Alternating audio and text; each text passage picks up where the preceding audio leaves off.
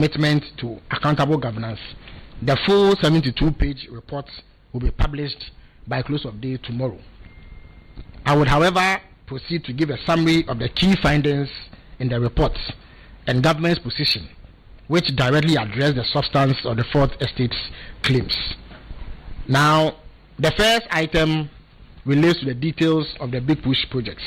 Now, the title of the Fourth Estate publication was The Sole Source Factory, which was a reference to the Ministry of Roads and Highways. This description immediately conveys the impression that the predominant mode of contracting at the Ministry of Roads and Highways was through single-sourced contracts. It was imperative, therefore, that this be investigated to ascertain its veracity. Now, after a careful assessment of all the facts backed by documentary evidence, the report established that 1,441 project contracts have been awarded by the Ministry of Roads and Highways under the current John Mahama administration, with the following breakdown. The Ghana Highways Authority has awarded 405 road contracts. The Department of Feeder Roads has awarded 896. There are 23 legacy projects. In other words, these are projects that this government inherited, which have been reworked for various reasons. Then there's the consolidated projects, also known as Big Push projects, which are 63 in number that have been awarded. And then there's the main Big Push projects, which number 54. Out of a total of 1,441 projects, 1,301 were awarded through open or competitive tendering. So 1,301 out of 1,441 projects were awarded through open or competitive tendering, and these were publicly advertised and they are verifiable. The remaining 140 were awarded under the Big Push initiative. Out of the 140 Big Push projects, 66 were awarded by a single source procurement method. 51 were awarded by restrictive tendering, and 23 were ongoing projects inherited from the previous government that had already been awarded on single source basis and absorbed under the Big Push initiative. The foregoing therefore reveals that 1,301 out of 1,441 contracts, representing 90.28% of road contracts under this government, were awarded through the open competitive tendering process. 90.28%. Only 4.58% of the total 1,441 road contracts awarded by the Ministry of Roads and Highways in 2025 and 2026 were awarded through the single sourcing process. 4.58%. Under the Big Push initiative, which is only one component of the total work being done by the Ministry of Roads and Highways, less than half, exactly 47.14% out of the 140, were awarded through the single sourcing process. Now, the implementing agencies of the Ministry of Roads and Highways obtained Public Procurement Authority board approval to award specific Big Push projects via single sourcing or restricted tendering. The implementing agencies for the above projects are the Ghana Highway Authority, the Department of Urban Roads, and the Department of Feeder Roads. The Ghana Highway Authority obtained approvals from the PPA board for 72 Big Push projects. Out of these 72 projects, 51 were procured through single sourcing and 21 through restricted tendering. The Department of Urban Roads obtained approval from the PPA board for 16 Big Push projects. Out of these 16 projects, 11 were procured through single sourcing and 5 through restricted tendering.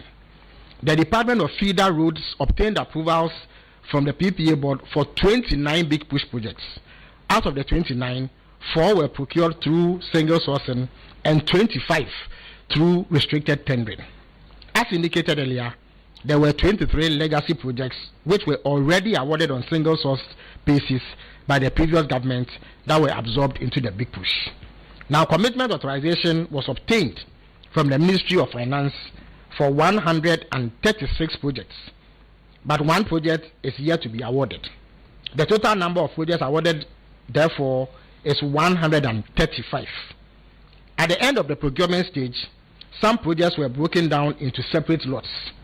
These awards created 5 additional award records, thus increasing the total number of awarded projects from 135 to 140 without breaching the commitment authorization ceiling. The evidence above clearly shows that single sourcing was not the primary mechanism for General Ministry of Roads and Highways contracts, and therefore any claim that that ministry had become a sole source factory cannot be sustained on the basis of verifiable evidence. Because if only 4.something% of road projects were awarded through sole sourcing, it cannot be said that this is a ministry that predominantly does sole sourcing. Now, justification for the use of single source for 47.14% of big push contracts. The 2024 NEC manifesto and subsequent proclamations by His Excellency the President and the Minister for Roads and Highways have shown that the Big Push initiative was designed as a rapid or accelerated program to resolve severe problems with critical roads and create jobs while boosting growth. The goal clearly is to create infrastructure development at an expanded pace, not the normal pace associated with such developments. The report found that the ministry's decision to single source 47.14% of the Big Push contracts was informed by urgent and compelling national considerations and primarily guided by the following strategic factors. 1. Accelerated infrastructure delivery, a core vision to rapidly scale and modernize the national road network. Procurement efficiency, comparative timeline analysis indicating that alternative bidding processes would introduce significant delays, which will only serve to exacerbate the suffering of people living in communities with these roads. Public and National Security Agency heightened public outcry regarding severe road degradation, which pose direct national security vulnerabilities in critical corridors. Fiscal risk mitigation, the pressing need to hedge against market inflation and preventable project cost escalations. Given these extraordinary operational requirements, the statistical context for the program must be evaluated objectively. The single source framework was applied to 47.14% of the 140 specialized Big Push contracts. Crucially, this subset represents a mere 4.58% of the total 1,441 road sector contracts awarded by the Ministry of Roads and Highways. This demonstrates that competitive tendering remained the ministry's overwhelming baseline norm. Consequently, the data and basis for adopting the single source procedure refutes any claim that the Ministry of Roads and Highways acted in total disregard of the President's directive on fiscal prudence, or that it violated the executive pledge to treat single sourcing strictly as a controlled exception. The report therefore concludes that Ministry of Roads and Highways did not breach any procurement laws by using the single source procurement process prescribed in the Public Procurement Act 2003, that is Act 663 as amended. The ministry followed the procedure required by law in awarding the Big Push contracts. Full stop. Neither did they abuse the single source process in defiance of President John Mahamat's commitment to relegate single sourced projects to an exception rather than the norm. Now, the Media Foundation for West Africa, and by extension the Fourth Estate, also said that there were contradictory project figures, and the report also evaluated this claim against the information provided by the Ministry of Roads and Highways. Now, another claim contained in the Media Foundation for West Africa's report was that there were disparities in project figures they put out and the figures quoted by the ministry.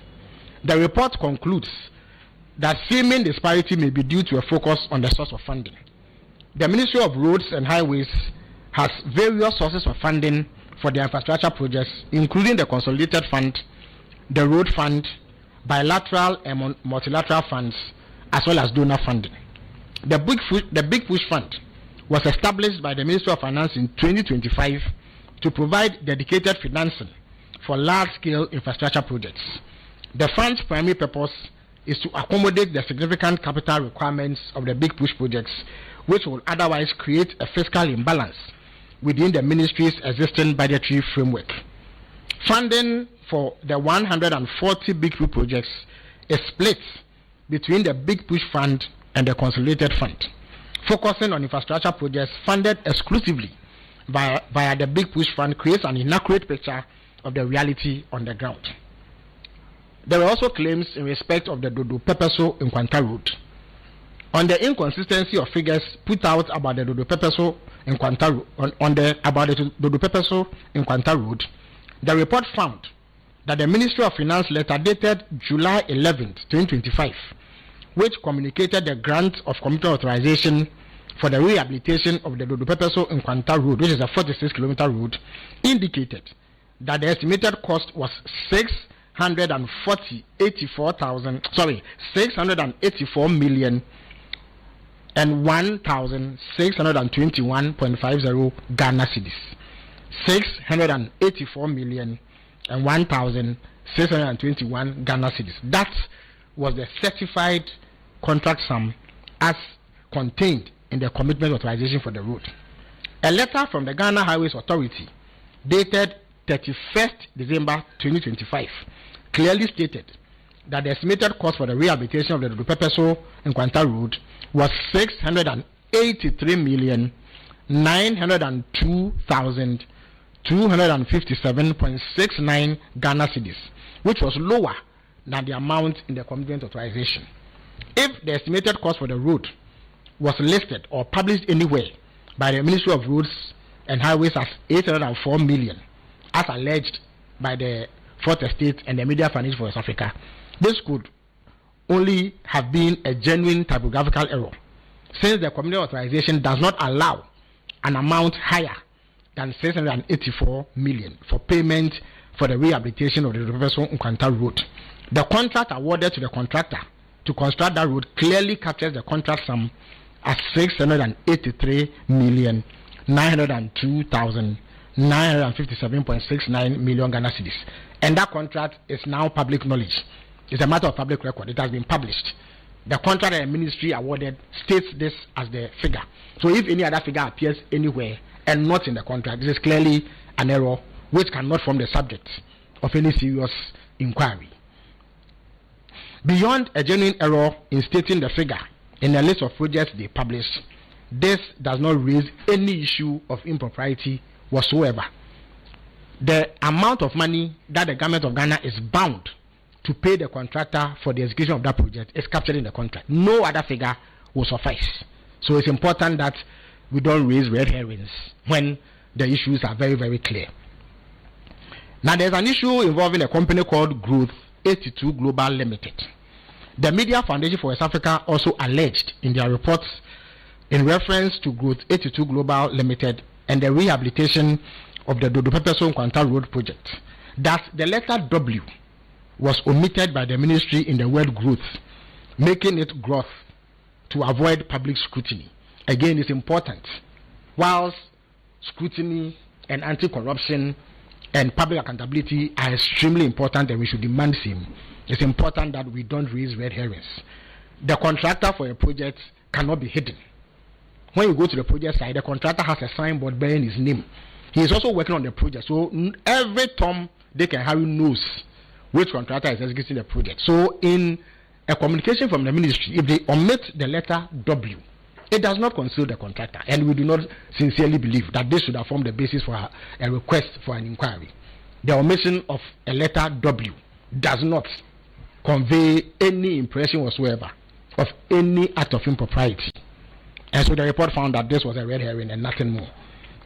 The report finds that the letter W was indeed left out of the spelling of growth in the letter from the Ghana Highways Authority to the PPA dated September 19, 2025 and on the ministry's website. However, while the company's name was misspelled in the initial correspondence from the Ghana Highways Authority to PPA, there was no evidence to back the allegation that this was a deliberate attempt to avoid public scrutiny. And as I've said, how can anybody hire a contractor who is visibly undertaking a road project on a route? It is not possible. Kamla, if you went to the site today, the project signboard gives you the details. So the claim that somebody omitted a letter W to avoid scrutiny is most unfortunate and amounts to a red herring at the very best. It is also unclear how a contractor awarded a contract which is being executed publicly in the full glare of all who plied that road can be concealed to avoid scrutiny. The Ministry of Roads and Highways has been advised to correct the mistake on this website and insert the letter W to reflect the correct spelling of the company's name. And this has been done subsequently. So if you went there, you will see growth clearly spelled. Unqualified contractors. Now, on the allegation that the contract for the Dodo Pepeso Nkwanta Road rehabilitation was awarded in December 2025 to a company incorporated in January 2025, which means that the contract was awarded 11 months after incorporation and that the company is not classified as an A1B1 contractor. Evidence adduced show that the company awarded the Dodo Pepeso Nkwanta Road, Messrs. Growth 82 Global Limited, is classified as an A1B1 contractor with certificate classification number 0009780. Evidence shows that the company Growth 82 Global Limited was registered on August 18, 2020, received A3B3 certificate on September 6, 2024, and received A2B2 certificate on March 19, 2025, and received A1B1 certificate on August 14, 2025. The contract in question was assigned on 31st December 2025. Commencement of works on February 12, 2026, and actual commencement on March 16, 2026. Enquiries reveal that the contractor had fully mobilized to site, completed 3 site camps on the project corridor, and had started fixing the bad sections on the corridor. The report further notes that the Dodo Pepeso Nkwanta contract was awarded through restricted tendering and not through sole sourcing. 5 companies were evaluated and 1 was selected to do the job. On allegations that documents received on 3 feeder road contracts show that some companies presented documents that ordinarily should raise eligibility issues. That is, Build Managers Limited indicated in its net clearance certificate that it had only 1 worker. Sanam Ghana Limited indicated it had 4 workers. These are the allegations made by the Media Foundation for South Africa on behalf of the 4th Estate. Enquiries reveal that 1, Build Managers Limited SNID certificate clearance listed 20 workers as of January 2025 with certificate number 2020-1157525003. Sanam Ghana Limited's SNID clearance certificate lists 25 workers as of April 2022. Certificate number 1097022. Sanam Ghana Limited SNID clearance certificate as of April 2026. Certificate number 20140023126002 indicates that it has 26 workers. Now, value for money. The 4th Estate also raised issues of value for money and perceived inflation of contract sums on projects. On the allegation that a project like the 25-kilometer, that's Lot 3, of the dualization of the Winneba Cape Coast Road could cost as much as 154 million Ghana cedis per kilometer, the report found as follows. There were 2 lots for the Winneba Cape Coast Road. The first lot, which is 24 kilometers, has a PPA estimated cost of 1,878,011,148 Ghana cedis. The second lot, which is 25 kilometers, has a PPA estimated cost of 3,859,581,302.93 Ghana cedis. The explanation proffered for the higher cost per kilometer of the second lot is that the 2 projects have different scopes of work, even though they are almost the same in length. So the same length, but different scope of works. Apart from rehabilitation of the existing carriageway construction of a new carriageway, service roads, and footbridges, the scope of the second lot further covers 3 grade separated systems, a 1,200-meter viaduct over existing alignments, and 4 long-span river bridges. This buttresses the position that road projects are not defined by length alone. So you don't just pick the length of a road and it says that the length of roads that are similar everywhere in the world should cost the same, and that if there are variations, then there's some wrongdoing. That, with the greatest respect to all, is pedestrian and does not reflect the facts. So this buttresses the position that road projects are not defined by length alone, as costs are significantly influenced by factors such as terrain conditions, pavement design, drainage and bridge requirements, utility relocation, and the overall scope and complexity of works. It has also been suggested by the Fourth Estate that the construction of Dodo Pepeso Nkwanta will cost more than the original works done, and that the original works done and inaugurated in 2016, and that there was something untoward about this. In other words, the new contract for the Dodo Pepeso road is higher than the cost of fixing that road in 2016, and so the Fourth Estate and the Media Foundation for West Africa say that this in and of itself shows that there's some wrongdoing. It has also been suggested that the road was asphalted, and President Mahama praised the quality of work done when inaugurating the road in 2016, and that this gave credence to the claims of inflation. You see, for the avoidance of doubt, the road that was done on the Dodo Pepeso Nkwanta stretch and inaugurated in 2016 was not an asphalted road. It was a double bituminous ceiling, which to the untrained eye appeared as asphalt, but it was not asphalt. Indeed, if you go back to the reports of the inauguration and President Mahama's comments, the reason why he commended it highly was that it was not an asphalted road, but it appeared as so because of the technique that was used. The current scope of works on the road includes 1. Scarification of the existing bituminous surface,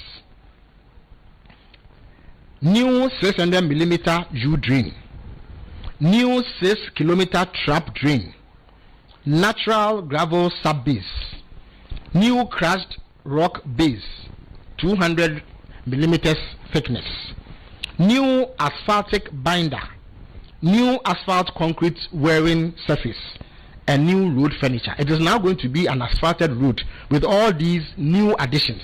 So surely it is going to cost more than the previous one that was not asphalted. So there is no basis for the claim of inflation when all the facts are assembled. It is therefore this expanded scope of works that accounts for the higher costs. On the allegation that the 146 million Ghana cedi 9-kilometer Apegusu in Pakadan feeder road, the 35.7 million Ghana cedis is allocated. So let me take it again. On the allegation that in the 146 million Ghana cedi 9-kilometer Apegusu in Pakadan feeder road, 35.7 million is allocated for the maintenance of the feeder route headquarters, and the same maintenance of feeder route headquarters is allocated under 5.2 million Ghana cedis in the contract for the upgrading of Akosomo, Jekiti, Kudikope, and Yeniama to Sedon feeder roads. The report found that the original Apegusu in Pakadan road contract included a provisional sum of 30 million Ghana cedis for the maintenance of the Department of Feeder Road head office building. The original Akosomo, Jekiti, Kudikope, and Yeniama to Sodom feeder road contract included a provisional sum of 5 million Ghana cedis for the maintenance of the Department of Feeder Roads head office building. However, prior to the investigation, the Ministry of Finance had advised the Department of Feeder Roads that some of their big push contract awards exceeded approved commitment authorization limits. Consequently, all Department of Feeder Roads big push authorization of general items in such road contracts be strictly subject to the prior approval and direction of the Ministry of Roads and Highways. These funds are neither automatically applied nor used at the contractor's discretion.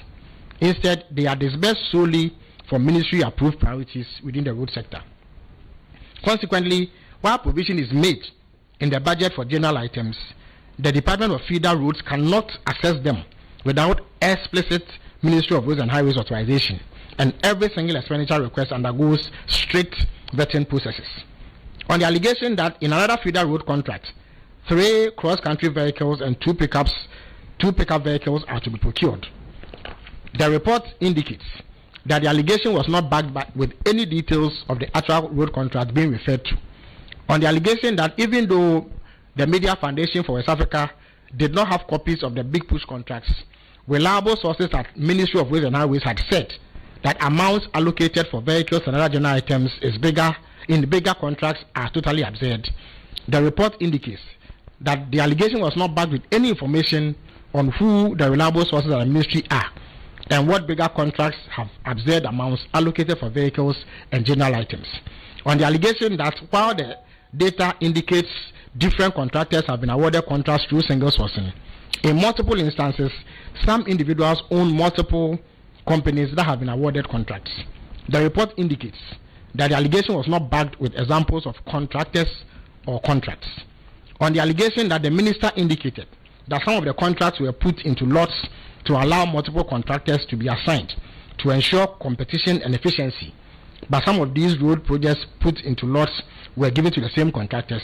The report indicates that the lots of the 4 projects listed in the allegation had indeed been given to 4 contractors, namely Kumasi Outer Ring Road, Lot 1, Lot 2, and Lot 3. All 3 lots were awarded to Arab Contractors Ghana Limited. Sunyani Outer Ring Road, Lot 1 and Lot 2 were awarded to Kofi Job Company Limited, and the dualization of Winneba Cape Coast Road, Lot 2 and Lot 3, both lots were awarded to MA and Constant Company Limited. Upgrading of Saboba Cheponi Road, Lot 1 and Lot 2 were awarded to Fuzak Company Limited. However, the contention that awarding multiple lots to a single contractor escalates costs, since the contractor will bill separately for general items and preliminaries, such as site camps for salvation on each lot instead of consolidating them, is flawed. This logic implies that diversifying contractors across lots will reduce expenditures. If different lots are assigned to different contractors, those independent entities will not share or subsidize each other's preliminaries and general costs.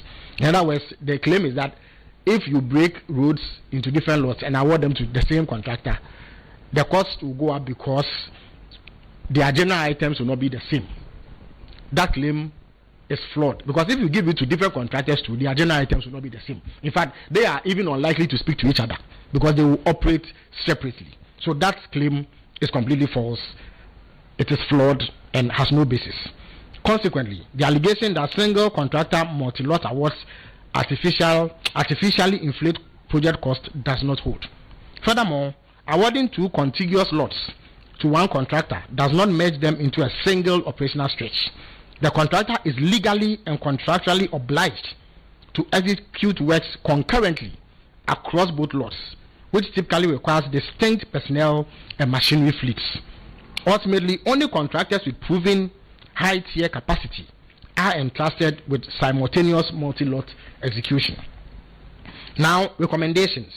After these findings, the Senior Presidential Advisor makes recommendations to further improve the processes governing the awards of government contracts. Based on the above, the report made the following recommendation to improve transparency, governance, and financial management in the award of road contracts. 1.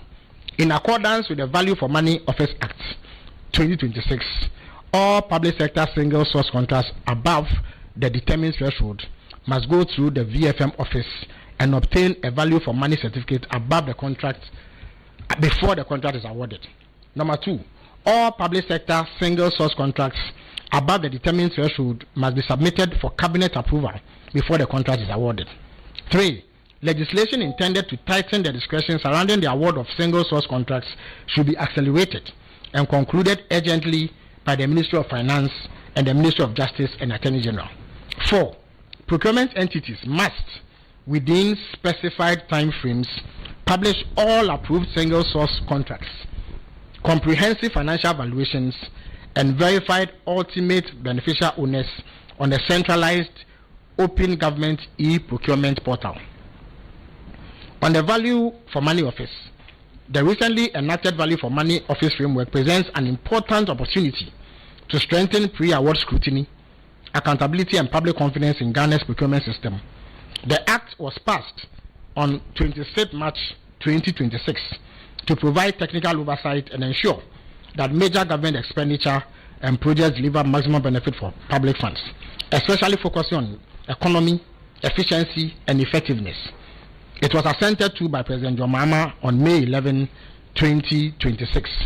While the Public Procurement Authority ensures procedural and legal compliance with the Public Procurement Act, the Value for Money Office provides technical and financial scrutiny. The Value for Money Office is mandated to ensure a value for money certificate before any public sector contract above a certain monetary threshold is awarded. It will also conduct rigorous value for money assessments of government programs and projects to verify that they are economically justified. Sections 29, 2A, 31, and 32 contain provisions about monetary thresholds to be prescribed by legislative instrument or executive instrument. The monetary thresholds outlined in the interim executive instrument or legislative instrument above will be applicable to single source contract awards. The report, however, acknowledges that even though integrating the Value for Money Office Act may introduce an additional layer of administrative oversight that could decelerate the accelerated Big Push agenda, the mechanism remains vital for guaranteeing fiscal transparency. The report therefore advises that to safeguard progress, the Value for Money Office must avoid creating artificial operational bottlenecks or bureaucratic hurdles. The pre-approval process must remain exceptionally rigorous without becoming inefficient, ensuring that the primary justification for single sourcing, expedited project delivery within critical timelines, is not compromised. On legislative reform, President John Mahama, in the 2026 State of the Nation Address, promised to bring legislation to Parliament to tighten procurement processes by allowing resort to single source procurement method only in exceptional circumstances. In fulfillment of this promise, the Ministry of Finance and the Ministry of Justice and Attorney General are in the process of finalizing draft legislation to curb administrative discretion, minimize vulnerabilities to abuse, and elevate competitive bidding as the default statutory mechanism. Crucially, this reform will concurrently streamline open and competitive tendering processes by eliminating systemic inefficiencies within competitive bidding. The legislation will ensure that open procurement does not cause project delays detrimental to government timelines.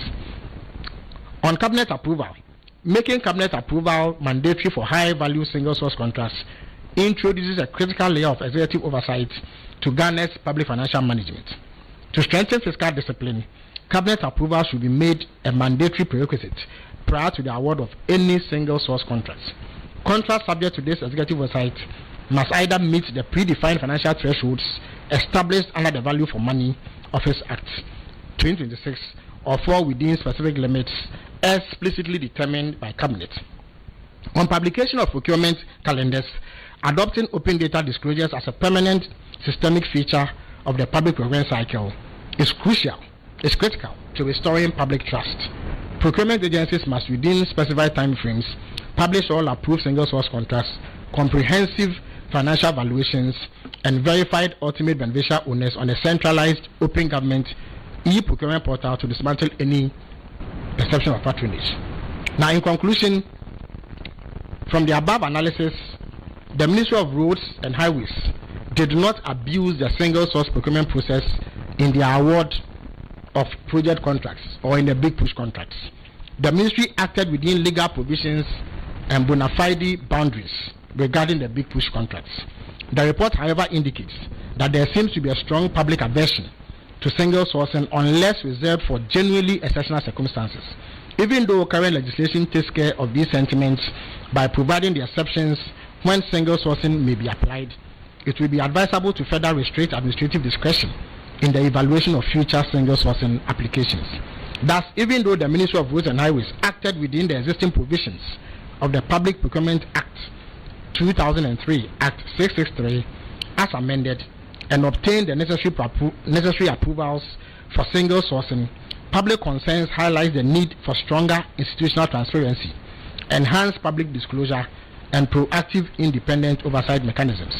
The report recognized the transparency efforts demonstrated by the Fourth Estate and the Media Foundation for West Africa as serving an essential role in fostering public accountability and bringing procurement data to national attention. In other words, government highly values the efforts made by the Fourth Estate and the Media Foundation for West Africa to shed light on some of these matters, to hold government to account and ensure that there is further transparency in what government does with the resources of the people. And we thank them dearly for that effort. We also acknowledge their roles in unearthing some wrongdoing, especially in the national service case and other exposés that they've been doing over the years. We hope to continue to partner them going forward to address any gaps that may exist in public accountability. The report concurrently recognized the commitment of the Ministry of Roads and Highways to executing the Big Push agenda, which reflects a clear imperative to accelerate infrastructure development, stimulate job creation, and drive economic growth.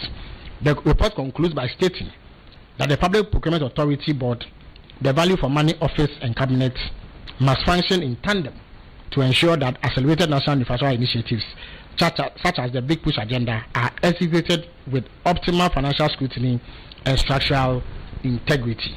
So, in the absence of any other evidence to the contrary, the President has accepted this report and wants the recommendations made for improvements in the administration of public procurement to be carried out. But beyond that, no further action is required, as the evidence that has been put forward shows. Thank you very much. If you have any question on the three issues that I've raised, I will take them now. Yes, as usual, the microphone is positioned, so the same rubric applies. Good afternoon. Yes. My name is Kester. I write for the Daily Graphic. I want to find out, did the former Chief Justice, who is a member of the Council of State, did she resign last year or this year? Would like to have some clarification on it. Also, yes. Why? Also, the compensation of staffers. Yeah. Based on the Joy FM research they did, are you debunking the research they've done, or we are saying that it doesn't explain the real situation? Because what they're saying is that the amount of money compensation that's given to staffers has increased over the years. So they give, I don't have the figures off head, but it's increased between 2023 and 2025. Which of them are you debunking? And the last one is on the Big Push. Some of the contracts had some timelines. And when we went around doing the checks, some of them were very critical on the fact that we're going to finish on time and all of that. Which was the state of the roads, especially the ones that were supposed to be finished, I think in 2 years or so. What's the state of those roads? Thank you. Thank you very much. Yes, so you've asked 3 questions, so I will answer them. The former Chief Justice, Justice Ofa A.B. Akufu, submitted her resignation letter in September of 2025. But that didn't end it. The President needed to accept it before it took effect. And as I explained earlier, once the Council of State became aware of this, they requested the President to hold on with either an acceptance or rejection, so that they engaged their colleague to find out if there was any basis for some rapprochement, to find out what the issues were.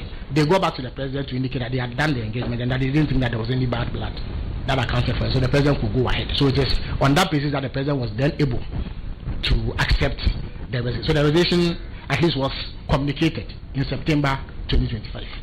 Now on the Joy FM report, I've had cause to engage the editorial team at Joy FM, and I've indicated that the report they did was unnecessary because it created the impression that there was no benefit in reducing the numbers. That's essentially what they sought to convey. And I told them that had they gotten in touch with government, they would have appreciated the facts. You see, somebody can give you documents. The documents themselves don't tell the actual picture. First of all, it is absolutely factual that the reduction has saved monies. The President, this President, John Mahama, has no hand in what the people he has appointed now earn.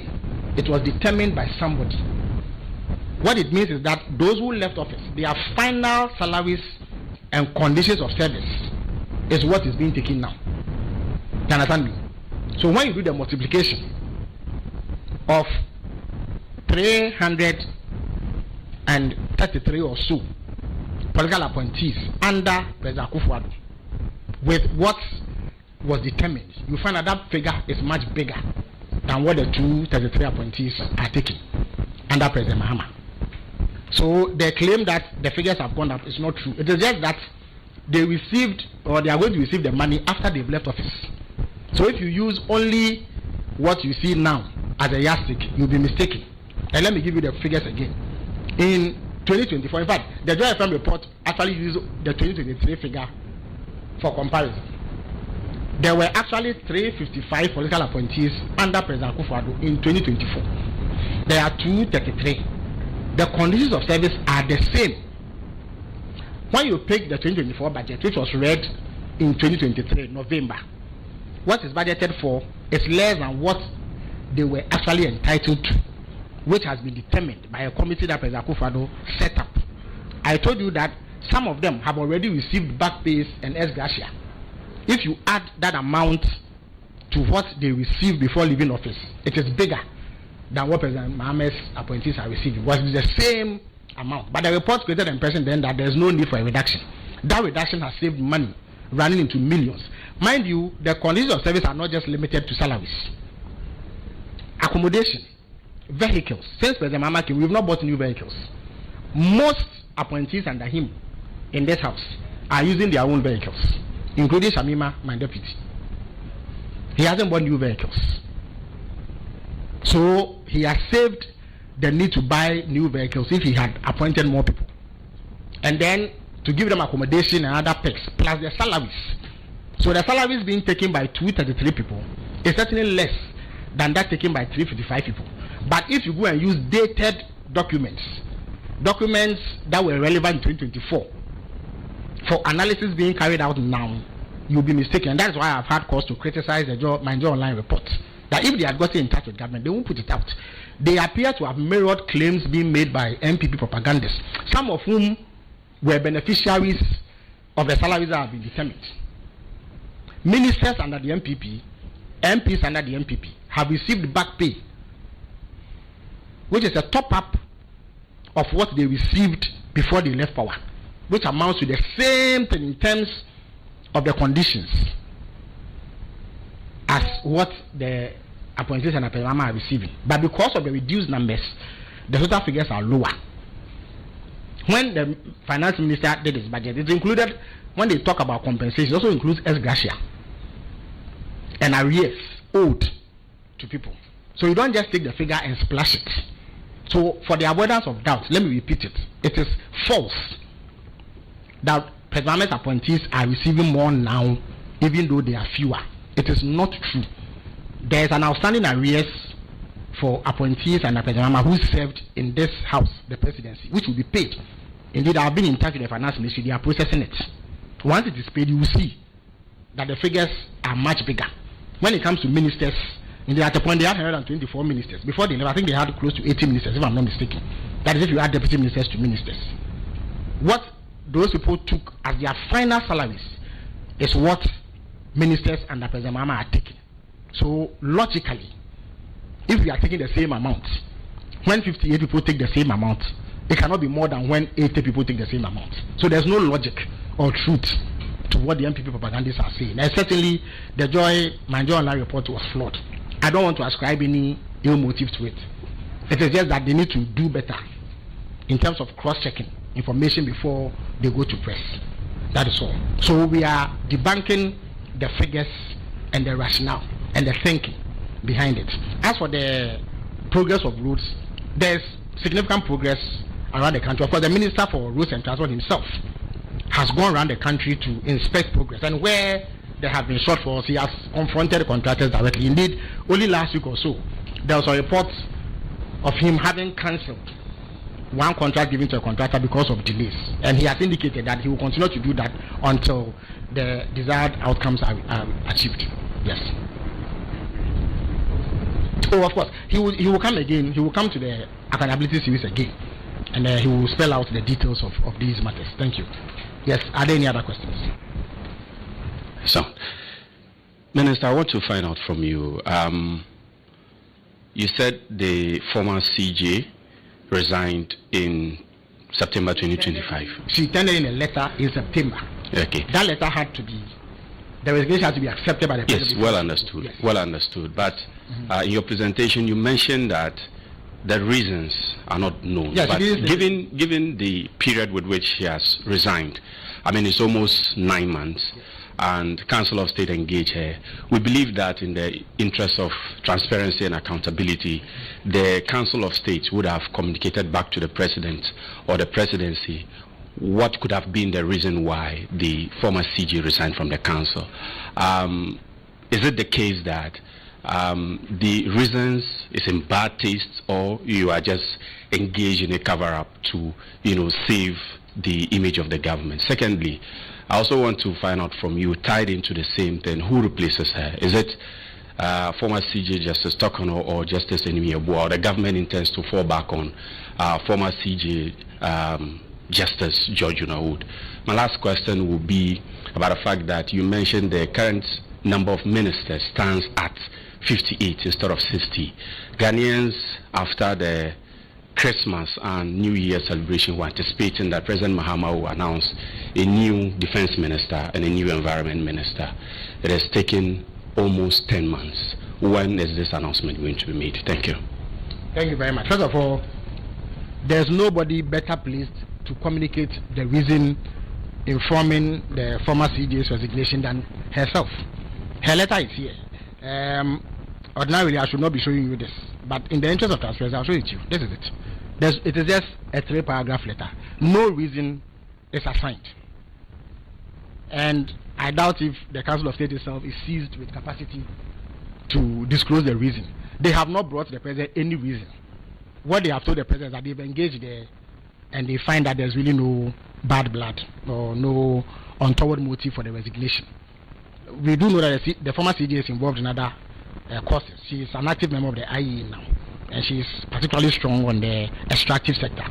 So perhaps, and I'm not saying that is it, perhaps she feels that it may be too much of a workload. That I'm only conjecturing at this stage. But the official reason has not been stated here in her own letter.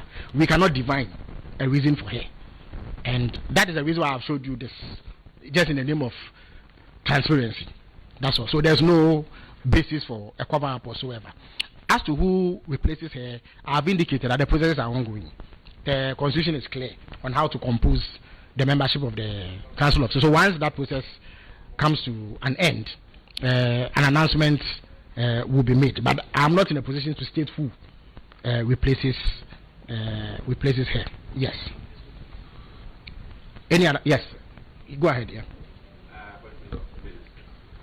Yes, I would have thought that you would be excited about fewer ministers, given that the people of Ghana have indicated their preference for a lean government. I would have thought that you would be happy that true.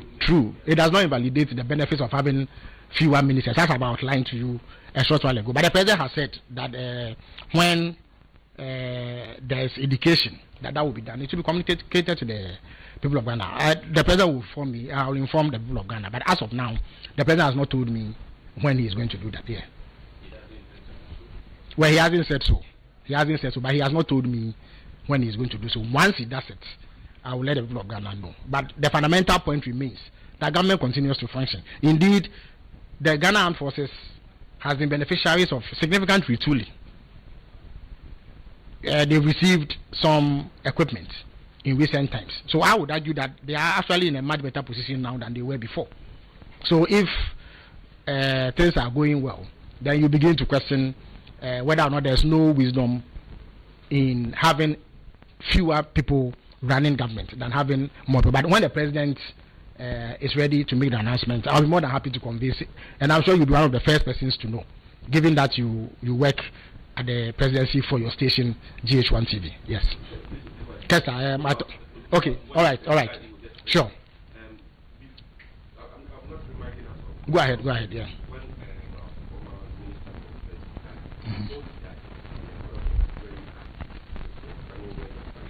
That is true.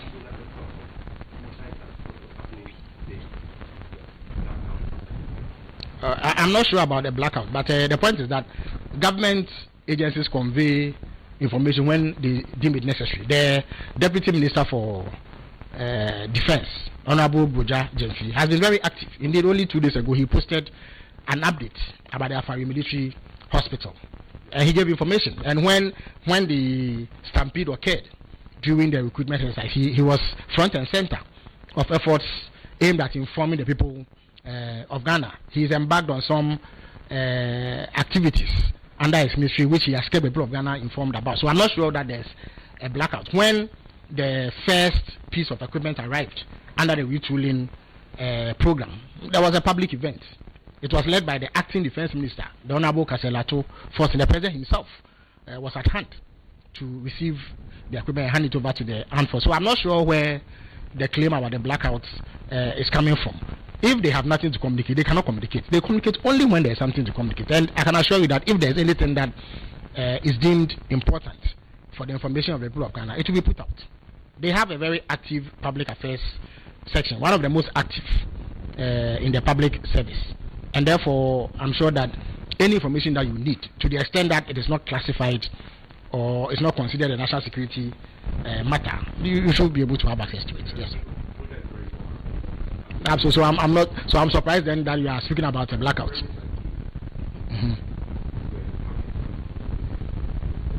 Yes. Yes.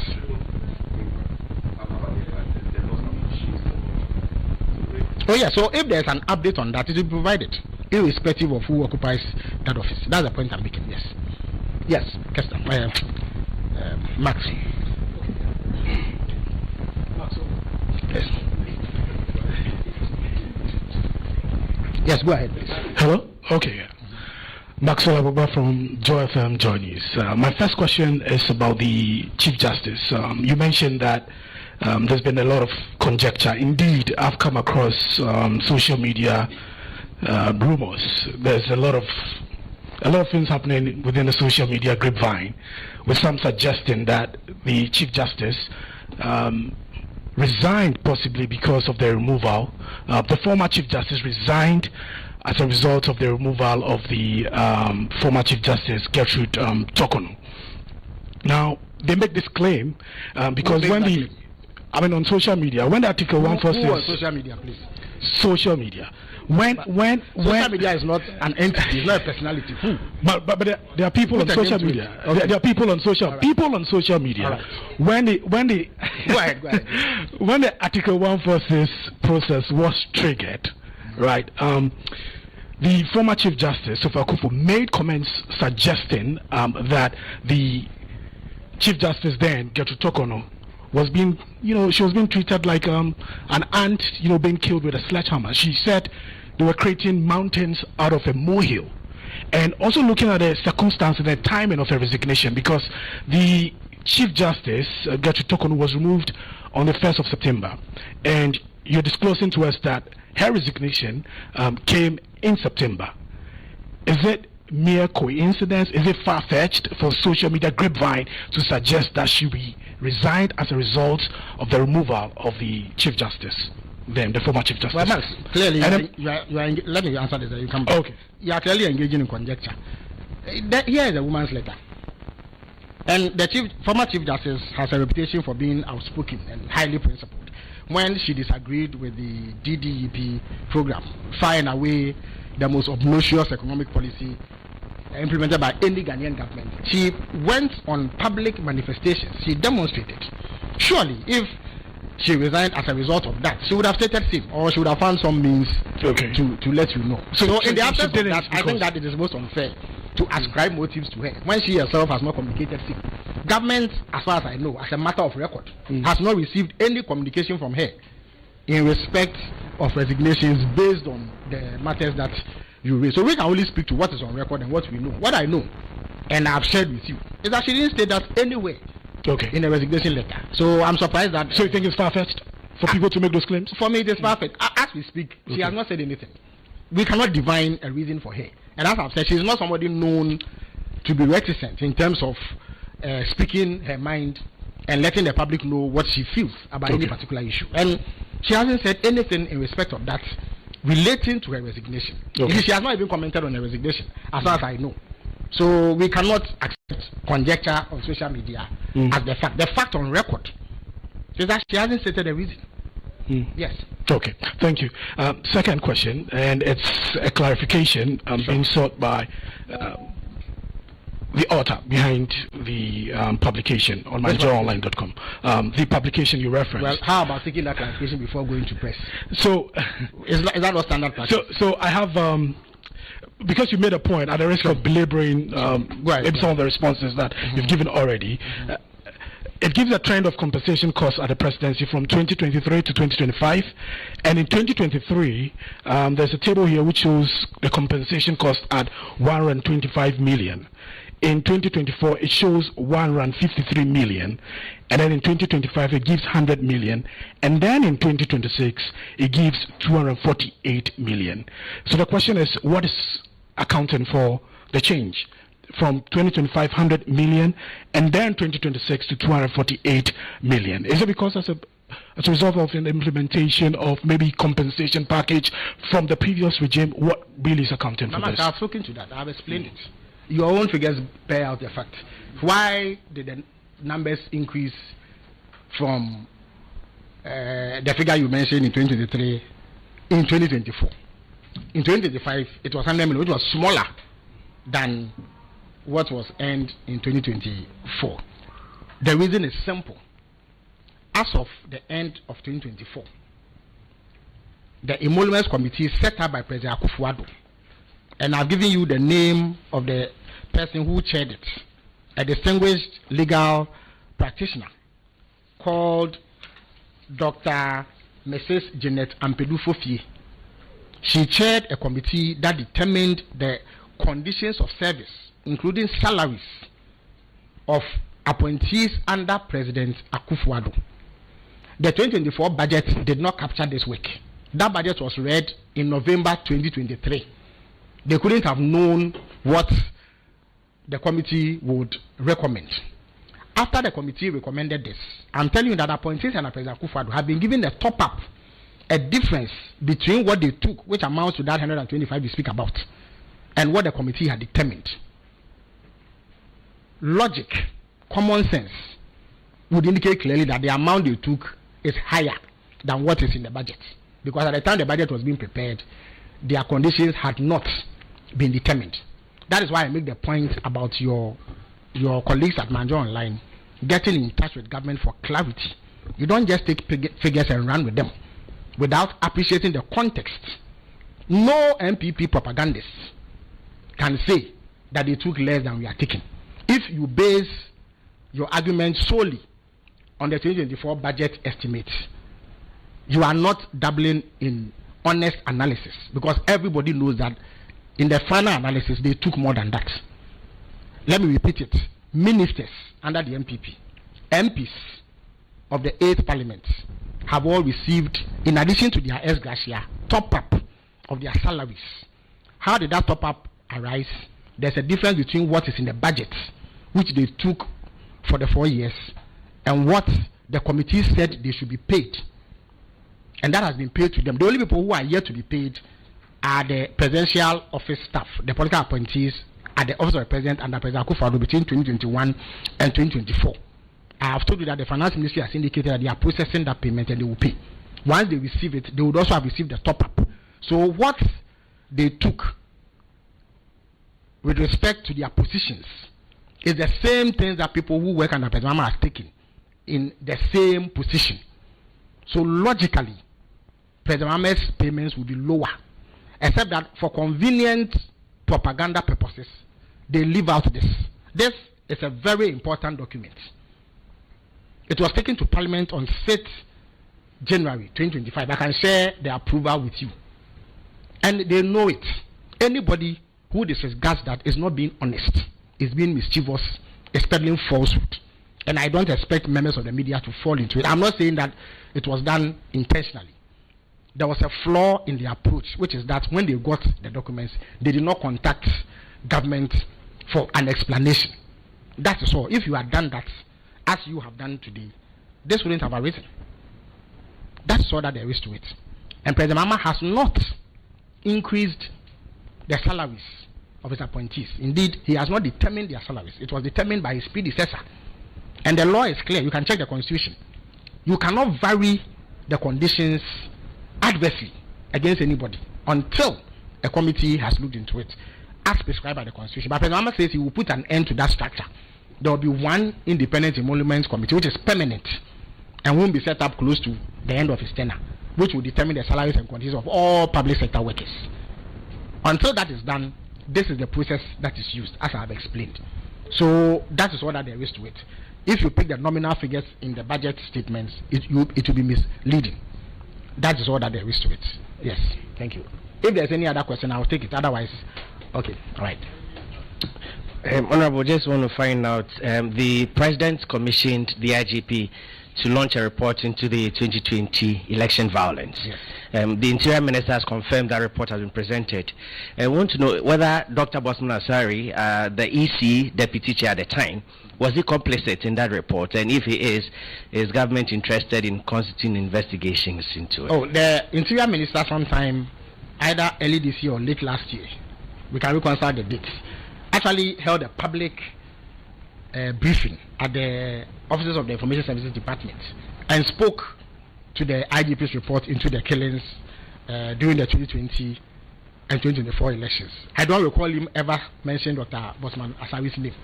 So I don't think that there's a basis for that question. As far as I know, there's no such, if you like, indictment contained in any report. The reasons Dr. Asari resigned are stated in his own letter, and he says that he wants to go back to academia. I have seen that letter, and that is what it is. Indeed, the reason why we've also not communicated is that it will take effect on 31st July. So there was a gentleman's agreement with him to announce it at that time. But somehow, those of you in the media got wind of it and put it out. So there's a need to clarify that that is what it is. No other reason is stated apart from he wanting to continue to pursue an academic career. That's all. So thank you very much for coming.